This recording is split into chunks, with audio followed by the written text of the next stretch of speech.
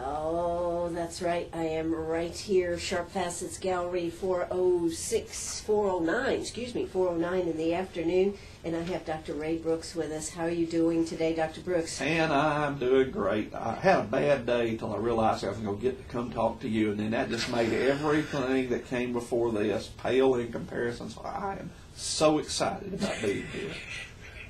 Okay, Ray, you laid it on a little heavy here, but we'll take it. We'll take it. It's always a pleasure to sit down with you. I tell you what, in the last, well, you've been there almost 6 years now? I'm in my sixth year. I tell you what, Piedmont Tech has exploded, and I would say in the last 2.5 years, it has really blossomed about what the things that are happening out there. Thank you. That's true. I mean, every time I turn around, there's something new and exciting coming down. I mean, continuing ed and the events and what they're doing out there are really exciting. I mean, with Circus Stella just being there. Oh, yeah. Beth Holloway's coming on May 10th. We're excited about that. And what you've been able to do with the event center out there, the James Medford Event Center out there, is phenomenal.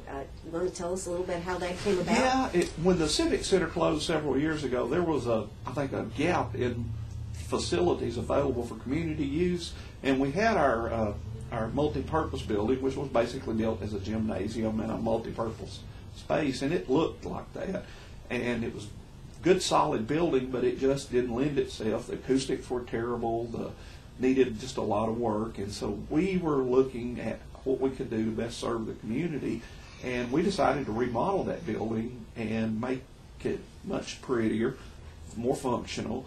Recently, we hosted the governor out there. She was here. The chamber had her up here, and we were fortunate they used our facility, and it just really turned out beautiful. Mr. Medford, who he and his lovely wife Denise are out at the links at Stony Point. Mr. Medford chairs our foundation board, and he sponsored part of that, and the building was named in their honor.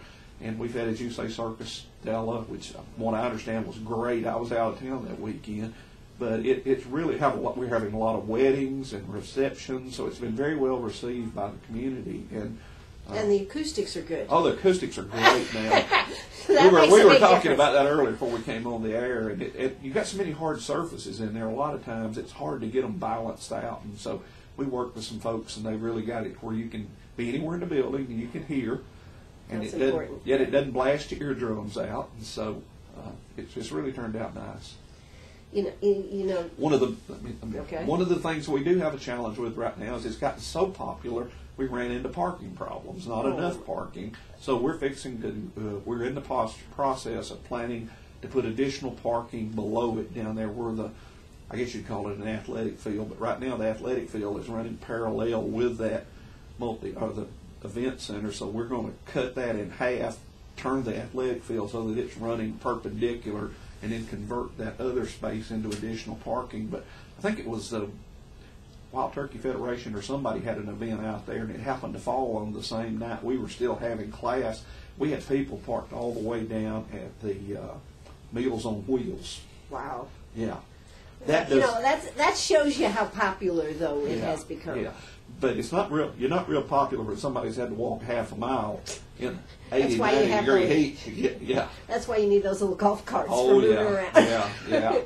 But I mean, those are good problems to have. It's a good thing you've been able to resolve it. Yeah, we're able to have our graduations there on site now. We have to split them. We've got a graduation coming up in the near future, and we're having two different sessions to be able to get everyone in there. But it's nice to have it on campus. And we're very pleased with the way the building turned out. Well, Dr. Brooks, we've got to give a lot of credit to your enthusiasm and sense of urgency that you have for everything you do. We were talking before we came on the air. Are you ever satisfied? No. No? No, I think that's probably just part of the way I'm wired, and a lot of people are wired. But I think if you get complacent on anything, sometimes then you're setting yourself up to maybe, and I guess the part that's so important to me is, and I've shared this with you, my wife and I both went to a technical school, and the experience, she was a secretary, I was an automobile mechanic. That experience changed our life, and so, I've got a job, I get paid to do what I do, but I feel more like I'm on the mission field. We're out there, we're providing opportunities for people to come to school, to take charge of their life so that they can go out and support themselves, support their families, better the community, and do those kind of things. And so I don't have a lot of patience for people that work with us or for us that don't bring that passion to the. I never will forget. This was in my previous career before I came here. We hired a faculty member one time that we were getting some very negative reviews back from this individual students, and so I was talking with this individual, and they told me that their job was to teach and the student's job was to learn. And I said, well, help me understand that. And basically he finally told me that it's not my problem if they don't learn. I put it out there if they don't. And so he didn't stay with us a lot longer, but I tried to explain to him that yes, it is your responsibility, because we have got to figure out a way to reach as many people as we can. Are we perfect? No. We're going to get better. Is everybody happy with us? I'd be the first to tell you, no, they're not. But I can tell you this, without hesitation, is we're committed to being the absolute best college that we can be. And recently, you and I didn't talk about this, but back in January, Piedmont was selected as the 2013 Community College Futures Assembly National Bellwether Award winner. This is a national. That was huge back down in Florida. Orlando. Right. There were over 150 applications. We were selected as one of the 10 finalists 2 years in a row. First year we didn't win it. The second year we went back, and so it's pretty good to get peer recognition that your college and the things you're doing at your college, and it's not me, it's our college, it's us doing it. And I'd have to give credit where credit's due. It's all the faculty and the staff every day that come to work, and they're there to do what they can do to try to make our students' lives better. And that came through crystal clear in the competition, even to the point we got people coming from all over the country looking to see what's going on at Piedmont Tech and how we've accomplished the things that we've been able to accomplish in a very challenging financial environment. And I think sometimes you can find all kind of excuses why not to do something, but you've got to find the courage why to do it and then work your way through it. I think I couldn't agree with you more, and that does come through out there at Piedmont Tech. I mean, just take when you started to change everything for how you admit students. I mean, that's a big one right there. Making it one day express moving in, getting through the system. We do a process called business process analysis, a BPA, and Becky McIntosh and her folks were talking one day, and they said, well, we've got X number of steps to work through the financial aid process. So they start this BPA, and they're writing on the chart, and I think maybe there was 7 or 8 or whatever it was. Well, we were in a conference room, large conference room, so they're doing the flip chart thing that everybody always does, and so they write step 1, such, paste it up there. Well, all of a sudden somebody said, yeah, but also when you do that, you got to do this.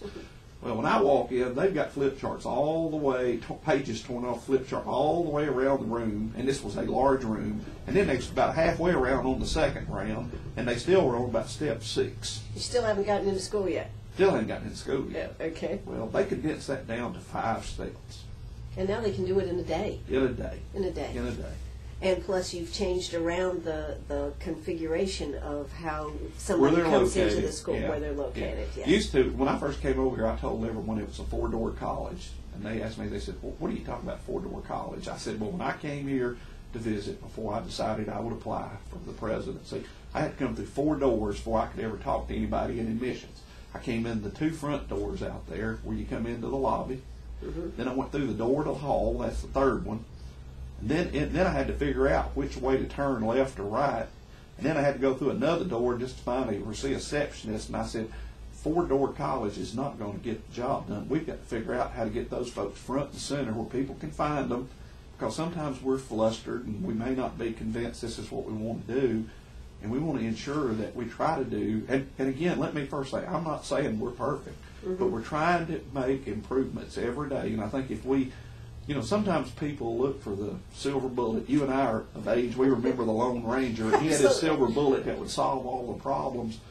But I think what I've come to the conclusion is there are no silver bullets, but if you'll make small improvements every day with every tick of the clock over time, it's kind of like a snowball rolling down a hill. It's huge. It makes a huge impact. And that's what we're trying to do is empower folks, give them tools through our lean process that we're using so that they can analyze what they're doing, identify the root cause. If something, if we do something and every time we do it, 3 of the 9 transactions do not come out the way they're supposed to be, something's causing that.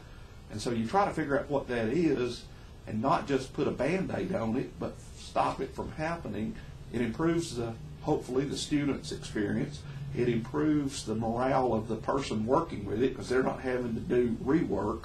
And overall, it lifts the level of service of the college so that it begins to self-perpetuate itself. And those are some of the kind of things I think that we're seeing happen. It's not one thing happening in one area, but a lot of folks taking ownership of what they do, how they do it, and how I can best do it to improve the students. Because at the end of the day, the students have a ticket, and that ticket is to go to school someplace. We want them to bring that ticket to us.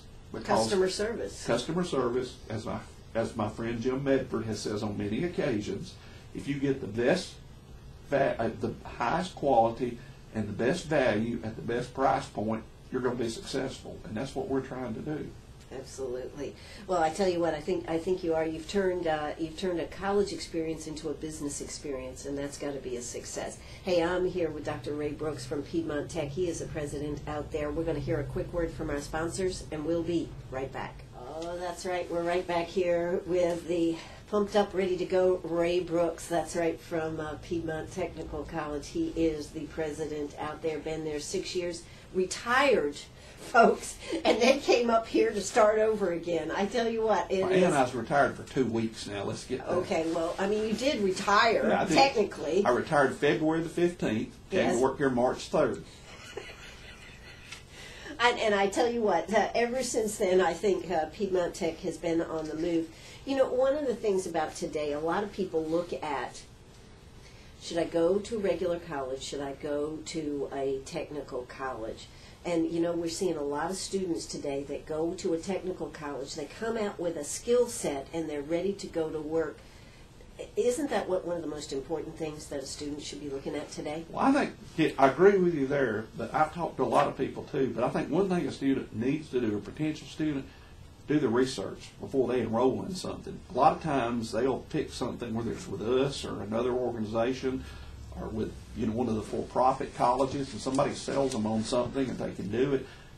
But it's very easy to go online and look and see how many jobs are available in a certain area, what it's going to pay, where they are. Now, if I'm wanting to stay with Mama, around Mom and Daddy, and they live here in Greenwood, and I want to be a rocket scientist, it's probably not a good choice. Exactly. But if I want to do other kind of things, and I know they're there in my community, then it probably is a good choice. Now, if they're willing to move, pretty much anything you're going to do is going to be a good thing. But, you know, I think you've got to do your research. But the other thing is it's got to be, you and I were talking before the broadcast, any higher education institution you go to is going to equip you to do certain things. But the most important thing you've got to have when you leave there is be a self-directed, independent learner. And the example I use is a nurse. If I was a nurse 30 years ago and I went home and fell into a deep sleep and slept 30 years. Like Rip Van Winkle? Like Rip Van Winkle. And I showed up down at South Regional, and all of a sudden I seen Mr. Pfeiffer, and I didn't remember him being president of the hospital. And then I walked down there in the emergency room. It's going to look like I'm in a foreign land because I'm not going to recognize any of the equipment. Right. Probably most of the medicines I've never heard of. But if I've been there working for 30 years, I have continued to develop my skills, and I've learned to operate all the new technology. And so regardless of what you do, you're going to be learning your whole career. You know, I can't think of anything right off the top of my head that's a static field where it doesn't change, other than maybe being a philosopher where you're thinking about what might change. Well, you know, and particularly in today's world, everything is based around technology, computers, tablets, whatever you want. Even manufacturing jobs are all based on computers. So you've got to continually grow and change. Yeah. You know, I don't think we'll ever be done learning. No. You know, 30 years ago, I think you were. You know, you got a job and you didn't plan have on to. staying with it. Well, you talked about manufacturing. There's a huge misconception in our country and probably in our area that manufacturing has gone away. It hasn't gone away. It's strong. It's healthy. In South Carolina, it's extremely healthy. Are we the tire capital of the world? Oh, the tire capital, the transmission capital, the car capital, the airplane capital, you name it, we got it going on. But the thing I think that has changed is you don't have the low-skill, high-wage jobs out there that you once have where you just, I remember I came from an area where there was a lot of textiles, spinning mills and such, and they called the employees hands, because literally that's what they wanted with their hands. And the people that are working out in manufacturing today, for the most part, are a lot of the folks, the highly skilled jobs are the folks that do exactly what you said. They maintain that equipment, they repair that equipment. A lot of the things that used to be done by maintenance people are now done by operators. They not only are responsible for certain things, but they're also responsible for basic calibration, checking the quality of the product their machine is making. And I think when you go back to Adam Taylor's Wealth of Nations, I think it was Adam Taylor, Adam somebody, I'm not a philosopher, so I don't remember, but his basic premise was 3 ways of creating wealth. That's mining, manufacturing, and well, now I can't remember what the third one was. It doesn't matter. But manufacturing is a major thing for us in Greenwood, and we've got some wonderful companies here. And if you have the right skill sets, and the other thing that I think we have to understand is the right attitude. You go to work, people expect you to have, goes back to everything was that book somebody wrote one time, everything I learned to be successful in life, I learned in kindergarten, and it all starts out with playing fair in the sandbox. Yeah. You know, I can't expect to go to work, not get along with my fellow employees, be a pain to everybody I'm working with, and have a successful career. I think you've got to be committed to the company and the job you're working with, and even at doing that, it's probably going to change, and so you're going to have some changes in your career, but I hear a lot of people talk about luck. I do believe there's some luck involved, but I started out as an automobile mechanic, but I could have, if I had not continued going back to school, even if I was the best automobile mechanic in the world and the presidency of the college came up, I don't think they would have considered me for that. The fact that I had gone and prepared myself to do other things, and we see that in students all the time. They'll start in one thing, they'll move into something else, and they'll progress. I talked to a lady the other day. I went into one of the local medical facilities, and she was a nurse practitioner. And I got to talking with her. She asked me where I worked. I said, Piedmont Tech. And she said, well, I went to nursing school out there. I said, registered nurse? She said, well, eventually started out as a practical nurse, then went back and got her RN, then went to Lander, I think, and got her BS in. Then she went to the Medical University of South Carolina, got her nurse practitioner degree. Sure. And now she's out, for all practical purposes, practicing medicine. And I asked her, I said, well, is that what you set out to do to start with? She said, no. But as I worked some in these jobs, I seen opportunities. And as my kids grew older and I had more availability of time and resources, I could continue to move up in my career till I got to a point that I wanted to be. And I think that's the whole issue. It doesn't matter where you start, it's where you're going to end up at. And that's something people have got. Where do you want to end up at? Where do you want to be? And the other thing that drives me crazy is people that just think if you set out there, good things will happen to you. They will. Well, if you just set out there, bad things can happen too, right? Bad things can happen too, but I think you've got to prepare yourself for whatever may come about in the future, and then have some faith also, and then good things will happen. And hopefully we can, and the other edge, people that live in and around this area have a wonderful wealth of opportunities for higher education. Us, Lander, there's a lot of opportunity. There's no reason for somebody not to go to college living in this community. Absolutely, and with all the help that is out there from the South Carolina Educational Lottery and grants and everything. Yeah. Hey, I tell you what, I am with Dr. Ray Brooks. Hey, if you'd like to give us a call, 229-7984. That's 229-7984. We'll be back after the news. Are you a pirate or a pack rat? Do you have a vacation of a lifetime sitting in the attic? Or a college tuition hung on a wall? Or is a fabulous retirement hidden in your jewelry box? Bring those items to Sharp Facets Gallery. We can establish value and buy from you or sell for you. And so ends another chapter at Sharp Facets Gallery, 72 Bypass, and on the web, sharpfacets.com. All right, we're back here at Sharp Facets Gallery. Hey, I'm Ann Eller. I am here with Dr. Ray Brooks, just having a great time. I just get really energized, and I think, what am I doing sitting on my butt here today? I better get out and do something, Ray. It's a motivational, and that's what I think one of the biggest skills that you possess is the motivation to get everybody up and moving. You know, you just got this Carl Zeiss Industrial Metallurgy makes a $1 million entrustment to PTC. Yeah, that's huge. That's huge. Yeah, think about taking an inch and dividing it into 1 million parts. I can't think about that, Ray. I'm sorry. And then being able to measure it. Yeah. Each part, or 3 parts together. Well, we are ZF Transmission Group, which is the primary user of that piece of equipment right now that we're working with. It's called a Carl Zeiss. It's a CMM, coordinate measuring machine, and it will measure to 1/1,000,000th of 1 inch. And what they do is they have they'll run production parts, and then they have very tight tolerances on those parts, and they will take a part off the assembly or off the line where they're being manufactured, and they'll measure them, and then they can tell if they need to make any adjustments in their machinery. And that's one of the reasons, you know, I hear a lot of people talk about going back to the good old days. You know, I'm a car mechanic. They talk about, well, they don't build them like they used to. Well, let me tell you, I never saw a 57 Chevy go 250,000 miles without having to do anything to it ever, change the oil, maybe do a little brake work on it.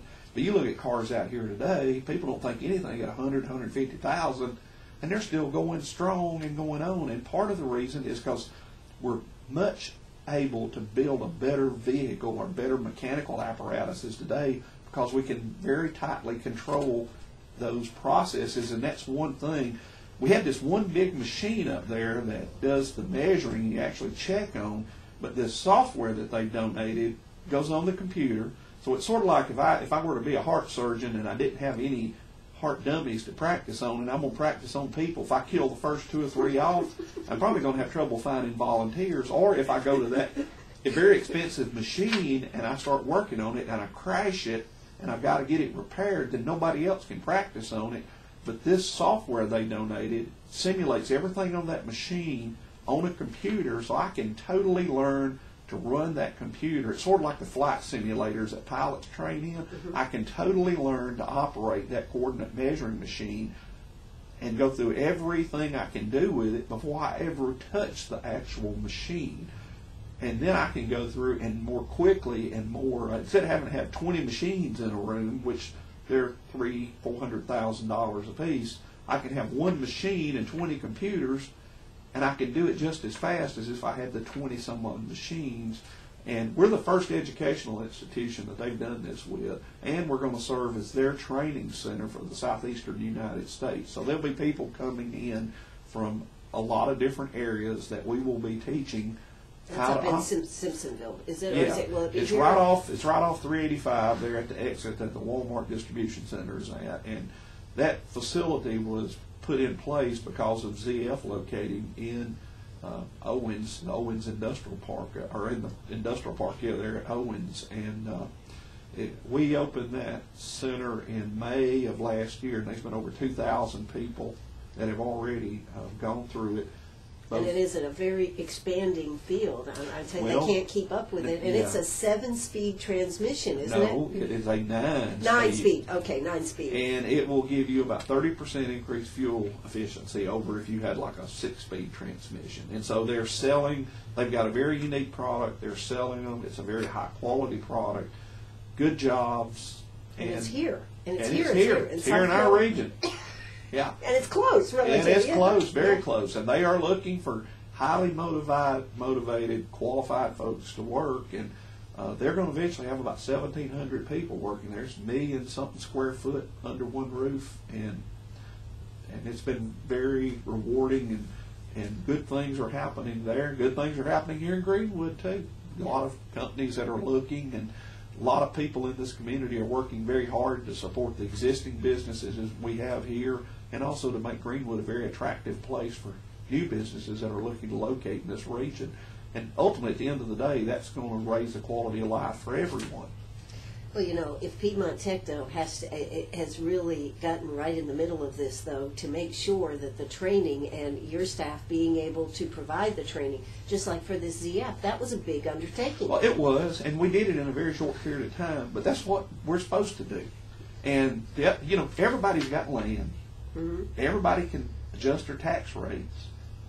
But companies are going to go where they've got the people that they know they can find the qualified people, and the people are motivated. They're good, solid workers. They're good, solid folks. And I think that's one thing that makes South Carolina very attractive. And you look at our region, I mean, we're good folks over here, and I think a lot of people are realizing it, because South Carolina is pretty much leading the nation right now. If you look at the size of our state and the industrial growth in it, and well, just the commitment that Boeing has just made to the state. Yeah. I mean, the state has made a commitment to Boeing, but Boeing has made a huge commitment. Absolutely, and it will. Sometimes it's hard to understand that, but in the long run, it'll pay off if you don't invest in yourself.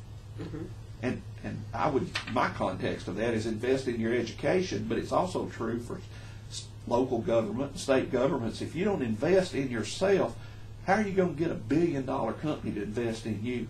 I mean, if they're not, it goes back to putting some skin in the game. If you're not going to put some skin in the game, it's kind of like that movie, Waiting on Superman. Well, I don't think I'd wait too long, but I don't know if he's going to show up. I think we need to take our future in our own hands and do all the things we need to do to make sure we're the most competitive, both as individuals and communities, and that we've got the things that we know people are looking for in place. And then the old adage about luck is where preparation and opportunity intersect. And that capitalism is a good thing? I think capitalism is a great thing. Absolutely. It makes a lot of things happen in our communities and for individuals too. Yeah, it does. It does. It does. So we need to move forward. We had a call from, let's see, Susan Thomas. How do you find out what classes are available online? That's a pretty easy one. Yeah, you can go onto our website, or you can call our admissions office, or you can call my office. But if you'll go to the website, www.ptc.edu, our schedules are on there. Or you can call the Office of Admissions, and they will be glad to put you in touch if you know an area that you want to talk to. And we also invite people, if they want to sit in on a class or two, or meet the instructors. Making a career decision is a hard choice, and sometimes you particularly when you're young. Well, you know, in a second career, what are you going to do second career? career? I told you, Ann, I'll be 62 in June, and I'm still trying He wants a birthday present. No, I'm just trying to decide what I want to do when I grow up. When I grow up. Yeah, right. But what I would suggest to her is look online, and then, look on the website. And then the other thing is we have a lot of people that have come out and shadow a class. They'll come out and talk to the admission folks. They'll go through a battery of tests. They can help them kind of aptitude test things. But at the same time, at the end of the day, sometimes you just got to get out there and take a look around. So we welcome people to come to the campus. Now, we don't want them just walking into the classroom, but if they'll come, to tell them, if you'll come through the admissions area, they'll assign someone to you, and then they can talk to you, and they can hook you up with the right people. And that one thing about your admissions office, they really care about the people, and they want you to help make the right decisions, and they don't want you to waste money. No, that's absolutely, yeah. Absolutely. I paid my own way through college too, and especially today with student loans, and that's another thing I would warn people to do. Don't borrow money just because it's available. If you need to borrow what you need to get your expenses covered. But most people may not know this, but there was a change in the law a few years back, and I saw a thing on TV last night about this. Student loans are not dischargeable by bankruptcy. In other words, if you've got a student, survive you. Yeah, it will follow you to the grave. You will either pay it or you'll die. And then if unfortunately your parents co-signed with you, and if they were to outlive you, they're going to come after your parents. So it never goes away. And I think it's sometimes it just really troubles me. Now our college is not that expensive to go to in the grand scheme of things, and there's a lot of different financial aid venues, but I would encourage people to take advantage of those financial aid venues, but use common sense. And I know sometimes in hard economic times it's very attractive to look and say, well, I can borrow this amount of money I don't really need, but I can kind of live off of it, but you're going to have to pay that back. And depending on what you do for a living, if you don't pay it back, they're subject to come after you. And so, just be very smart about how you go about doing it. And speaking about that, for those that have to keep a job and go to school, the online programs have grown tremendously there. They have. We're working with a consortium of colleges right now, Piedmont is, to develop. All of us offer a lot of online courses, but we're looking to standardize a lot of those, standardize the curriculum, improve the quality of the courses, and get consistency across the board so the look and feel is the same, so that if you take a course from us or somebody else, it doesn't look different, so you get lost in the navigation of it. And we all think we're pretty good at what we're doing, but we think, and again, it's one of those things we're not satisfied with, but we think we can step our game up. And that's what we're doing. And Susan Timmons and a lot of the folks that work out at the college are working with individuals at other colleges. And we've got meetings that we've already had, some that we have scheduled, but hopefully early next year we're going to be rolling out a new initiative will be collaborative initiatives between probably about 8 of our technical colleges in South Carolina. To even we did an inventory, and between all of us we had over 2,000 discrete courses that were available online. Wow, that's huge. Well, what if we had 10 different versions of one course? Would it be better to have one course that's top notch that 10 of us would be using, and that a student could take from any one of us? Absolutely. Or have 10 different ones that had 90% of the same content in it? I think number A would be my No-brainer, choice. Yeah, right? That's a no-brainer. Hey, I'm here with Dr. Ray Brooks. When we come back, we're going to talk a little bit about how high school students can benefit from taking courses at Piedmont Tech and get a leg up and be finished that much sooner so they can be out there becoming taxpayers. Hey, I'm Ann Eller. If you got a question, give us a call, 229-7984. That's 229-7984. Oh, that's right. We're right back here at Sharp Facets Gallery on the 72 bypass. I am here with Dr. Ray Brooks. Piedmont Tech is on the move, growing. Now, one of the things that your enrollment has continued to become larger. Yes, we over the course of a year. Now you got to consider we got students that graduate during the year. We got new students that come in, so we got students coming out. But we will have approximately 8,000 unduplicated students a year just in our credit programs. Our average semester enrollment's around 6,000. When I came here, it was a 4,200, something like that. And what's been interesting is to look at the trend at Piedmont and in the other 16 colleges. Nearly every college in South Carolina, technical college, has had a downturn in enrollment the last couple of semesters.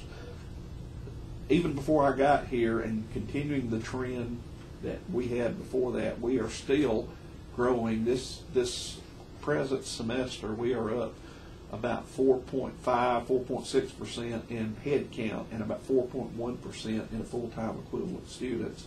And I think that speaks well to the quality of the programs we offer. I think it speaks exceedingly well to the fact that our folks convey the message to the people that contact them that we care about you, we want you, and if it's a good fit, we're going to do everything we can to make it work for you here at Piedmont Tech. Absolutely. And you know, Ray, one of the things that I've always been impressed with is the dual enrollment program out there. I mean, that has been a terrific boom, particularly for those students that are able, the high school students, able to do this. So what's happening with that? We've got about, I think this past year, I don't know about fiscal year, which ended in June, we had approximately 800 to 900, somewhere in that range, students in the 7. You got a lot of people may not understand, we have 7 counties in the upstate that we serve, but we had about that many students enrolled, and there's several different venues or avenues they can take. They can, in some school systems, the school system furnishes the instructor, we discount the tuition, and it's free to the student. And these are for high school students. High school students. Mm-hmm. The school system has to teach the class anyway. I mean, the students got to take senior English. So if it's a dual enrollment student and they have a faculty member that will meet the criteria talking about the school system, then that teacher can teach it. The school system still gets their FTE funding from the state. We get the portion of the lottery tuition assistance, and it has to be done in a 6-hour block, which usually is 2-3 semester-hour classes, and then the student gets credit for both of those. We've had some students that really took advantage of the whole offerings and would graduate from high school with an associate degree and enter college as a junior, and that's a huge financial saving for the parents. And that's one venue they can do it in. We have campuses in every one of our 7 county areas, so another way they can do it is if they come to the campus, we will enroll them, and if whether it's English or whatever, our advisors can help them work out their schedule, English, math, whatever the subject may be, and then they can take the classes, and it makes the check block for the school system, and it also they get the satisfies a high school graduation requirement, and it also gives them the college class. And so that's called on-deck classes. Now those lottery tuition assistants will pay a portion of the tuition, and then the students pay the difference. It's still a great bargain simply because it's half price at what they would be paying. And if you compare our tuition to like the University of South Carolina, our tuition is roughly $2,000 full time. Theirs is 10, 12, whatever it is. So when you look at the savings there, even though you may have some out of pocket, it's absolutely a huge savings and a good bargain for the parents. We are beginning to look at how we can better deliver college level courses to high school students that would allow them to have a very rigorous curriculum and also get a leg up on their college standing. We're looking at putting in an honors college, which will be an accelerated Associate of Arts, Associate of Science program, have some international travel associated with it, etc. And we hope to start that in 2014. We've got some of our faculty and staff members working on that proposal. Another way high school students can take advantage of our classes goes back to the question the lady asked a minute ago about online classes. We have a lot of students that in high school can sign up to take online classes, which if they talk to their counselors at the high school, they can pick up a class that will satisfy their high school requirement, and they'll get a credit for college. But again, lottery tuition assistance will help, but there are some costs associated with that. But it's been an extremely successful program, and we just appreciate all the school systems that work with us on that because we think it's a win-win for everyone. Absolutely, it is. You know, the only thing I worry about is how fast our kids are growing up, Ray. I mean, that's just on a personal note. Well, they are, but I think they're more mature too. You know, they. Well, that's scary too, isn't well, it? I'm talking about mature in a good way. I can recall last year there was a young lady. She was local from Emerald High School, and she graduated from. She actually graduated from Piedmont. Our semester finished before Emerald's did. She graduated from us. She graduated from Emerald. She went to Anderson as a junior, but when I first met her, because we had asked her to speak at an event, and she was probably 17 at the time, but I couldn't, you know, as you get older people, you can't tell, especially younger folks. Exactly. You know, you might look at them and think they're 13 and they're 25, or you may think they're 23 and they're 35 or whatever, but when I was talking to her, I was amazed at how articulate she was, how mature she was, how focused she was. And she had talked about her and her mother, had sat down with both their counselor and our folks, and typically what she did is not the easiest thing to do because you have to go, other than just what's typically offered, you're going to have to go and do some other things. Sure. And what she did also, which is another avenue for if high school students want to finish early, is to come summers, attend summers at Piedmont to take classes and then apply those back to your high school. And she had taken advantage of all those opportunities. And she graduated with 60 some odd semester hours of college credit, very minimal expense, and I think she's scheduled to graduate up there at the end of this spring. It may be this spring or it may be next spring. I can't remember if it was last year she finished or the year before. I remember reading that article. Yeah, but the bottom line is she was very focused, knew what she wanted to do. She's one of those rare individuals that knew what she wanted to do, but she acted on it, and just a very bright young lady, and very sure and focused, and you know, I'm sure will have a very bright future. And so she really did some neat things. Well, you know, I think that's that's a wonderful thing about any college experience. But at Piedmont Tech, you see these day in and day out. Oh, yeah. They're not a one-time event. Let me mention another one that's local, the Russell Career Center here. Yep. Wonderful facility. They do great work out there. We have some dual enrollment programs there, but we also have students that will go out there and take programs, and then they get advanced standing at Piedmont Tech because of what they took at the automotive. I would exactly presume, and then they come in, and that shortens the time that they spend with us to get to an associate degree or to get a diploma, whatever it is they're looking at doing. So it's sort of like my grandfather used to say. He was raised on a farm. There's a lot of ways of skinning a cat.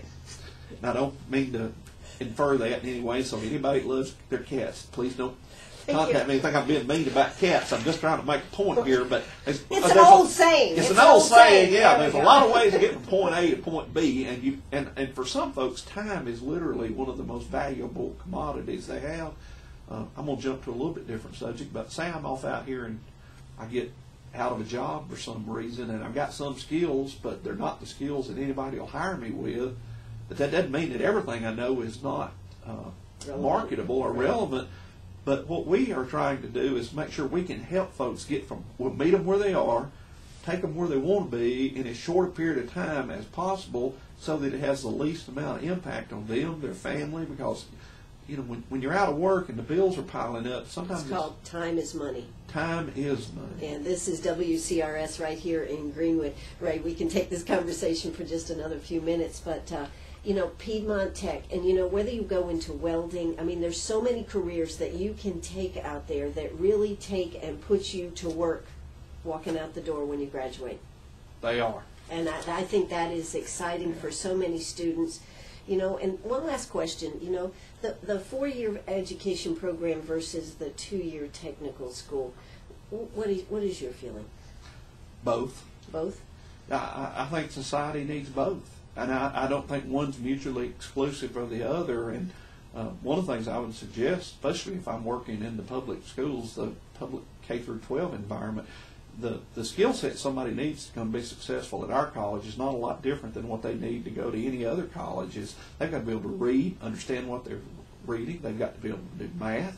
They've got to know something about history. They've got to be able to communicate. They've got to be able to give speeches. They've got to be able to read technical reports. Right? I mean, all the basic kind of things. It goes back to kind of the 3 R's they used to talk about when you and I were in school. So, it's not an either-or environment. I think there's an old saying that says, if you don't do a good job training your plumbers or your philosophers, neither your pipes nor your theories will hold water. And that sounds like a heck of a place to end this show. Dr. Ray Brooks, it has been always a pleasure to sit down and talk to you. It's been too long. Same here, and any time. All right. Then I'm available. That you're available. I know you're a very busy man. Thanks so much. This is WCRS right here in Greenwood. Bye-bye, everybody.